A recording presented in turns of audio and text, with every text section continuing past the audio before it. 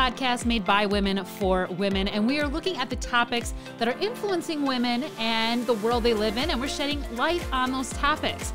We're speaking to the national experts and bringing you the stories that you're only going to hear here. Don't miss out on being in the know. Subscribe to Soul Source wherever you listen to podcasts today and leave us a review. This part is really, really important. That way we can continue to bring you the content you love each and every week. Nothing in life is easy, and there's no shortcut to a place worth going.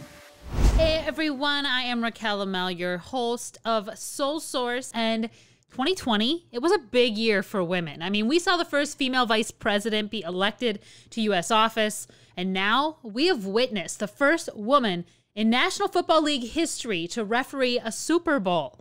I mean, ladies, that's a pretty darn cool thing. If you didn't catch the NFL Super Bowl this past weekend, let me catch you up a bit. Kansas City Chiefs took on the Tampa Bay Buccaneers at Tampa Bay, Florida. But for many young girls and women out there, eyes were on Sarah Thomas, one of the 8 game officials added to the NFL officiating roster for this year's Super Bowl and the only female ever added to a Super Bowl list to officiate. Now, to be asked to referee a Super Bowl is a pretty big deal in the officiating world for anyone. It means you finish top of your position for the season, as only the best of the best in the football officiating world are given the opportunity to work a Super Bowl. Sarah Thomas has been breaking the glass ceiling in the NFL world for a few years now, though. She was the first woman to be added to the NFL officiating roster back in spring of 2015, becoming the first full-time female official in NFL history. Then, just 3 years later, in 2018, she became the first female ever to officiate an NFL playoff game, serving as down judge in the 2018 Divisional Playoff Game, and that is the same position she officiated in this weekend for Super Bowl 55. My guest today was unable to speak with me in person ahead of the Super Bowl due to NFL restrictions. However, she shared some candid responses with the NFL ahead of the big game about what it means to her to have achieved this level of success, who she attributes the success to, and what she hopes other young girls as well as men take away from her history-making debut. These responses were recorded ahead of time, so this episode may sound a little bit different than the traditional question and answer format that we use here on Soul Source. Still, this interview, it's worth listening to, worth watching if you're watching us on YouTube, as Sarah is making history for women everywhere.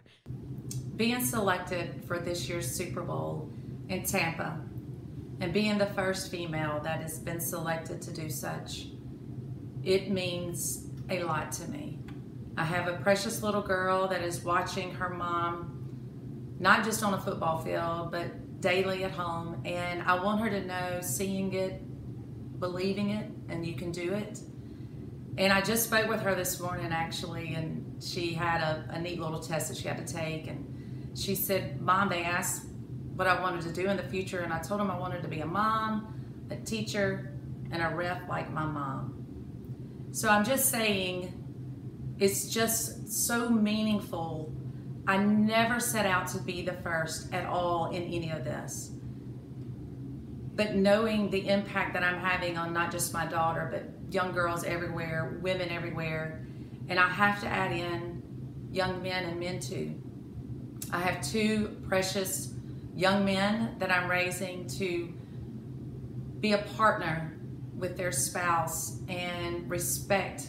She's a hardworking woman, and just being there. And when I get on that field and I take it all in, I know that I'm probably going to get a little teary-eyed. Just understand this is remarkable, and I'm truly honored and humbled to be a part of this year's Super Bowl crew. I can imagine soaking that all up is very emotional, and it should be. I mean, she's making history. A lot of people strive to achieve what she's doing right now. I have to be honest and say, yes, early in my career, especially maybe college, that was like, if you ever get selected to go to the NFL, I mean, wouldn't it be great to work a Super Bowl? But once I was interviewed and had that opportunity to work my first game in the NFL, you just have to understand that it's the longevity of your career that you really want to establish. being granted the honor of working a Super Bowl means that you finish top of your position and striving and working as hard as you possibly can to get there, to be number one. And then if you get the call to work a Super Bowl, that's awesome. But just being selected for it, can't say was a goal. My goal is just to be number one at my position. And she achieved that goal for sure.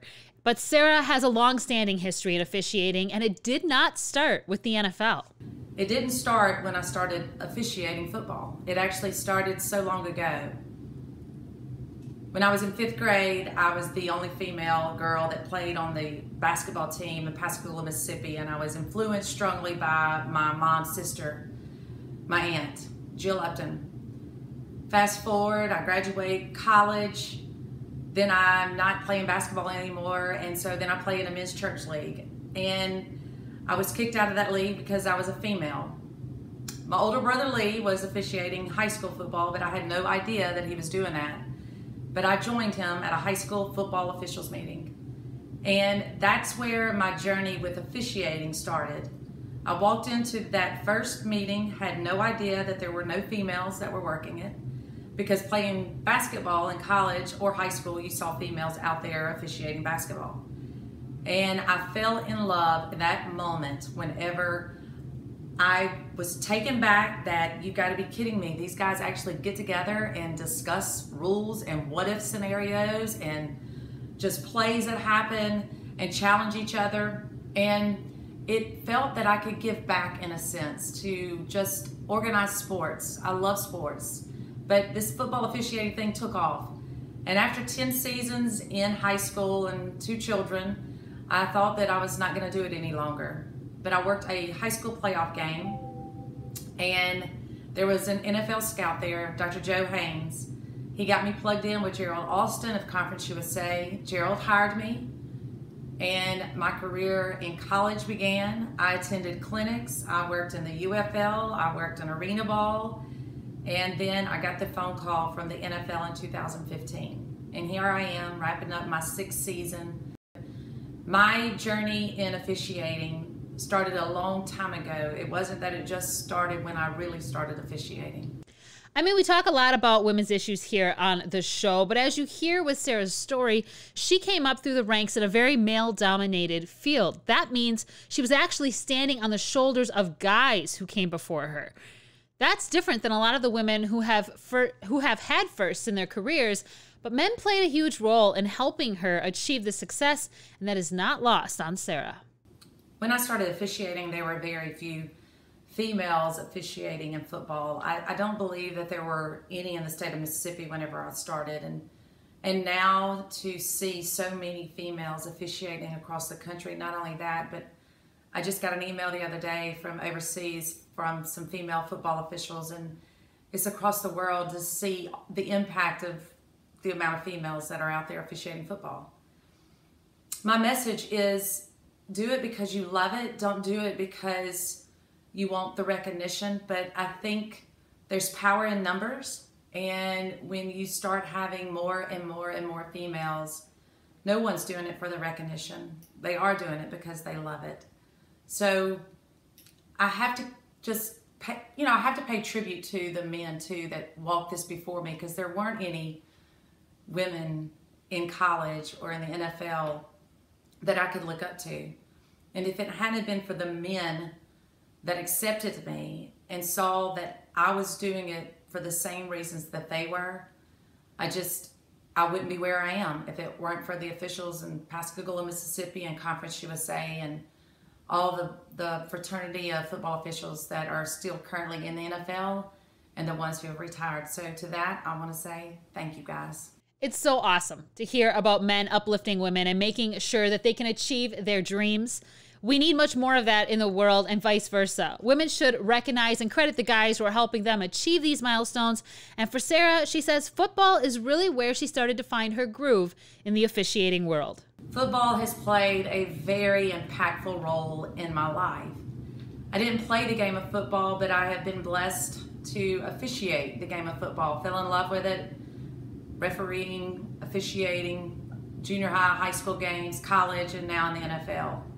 But I will tell you what officiating football has done for my life. It has enhanced the foundation that my parents have laid before me, all those coaches have laid before me, and my ability to just try to keep it together, problem solve, work as a team, and also just be a part of a crew of officials, fraternity, if you will, because at this time I'm the only female there on the field with all these guys. But it has taught me so much about life, to not go out and do things for the recognition, to not do things to prove people wrong, but to truly love what you're doing. And I absolutely love officiating football.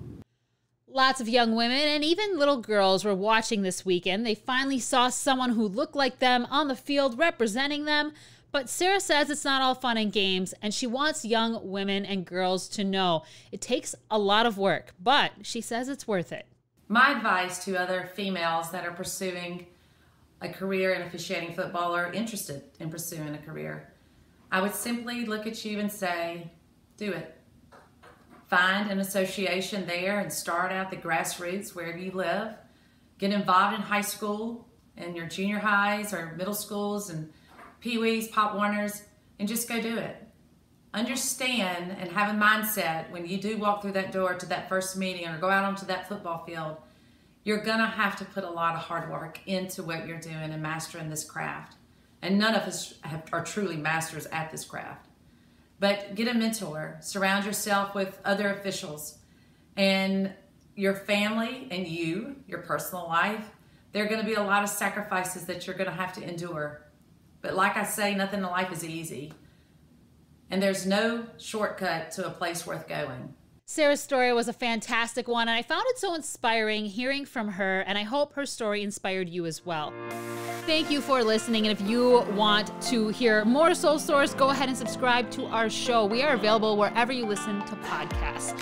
And there's one more thing. If you want us to talk about something, you want to learn more, you want us to cover something, head on over to our Facebook group. It's called the Soul Source Society.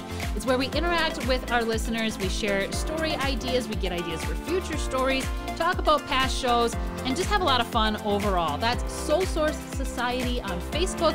We hope to see you there.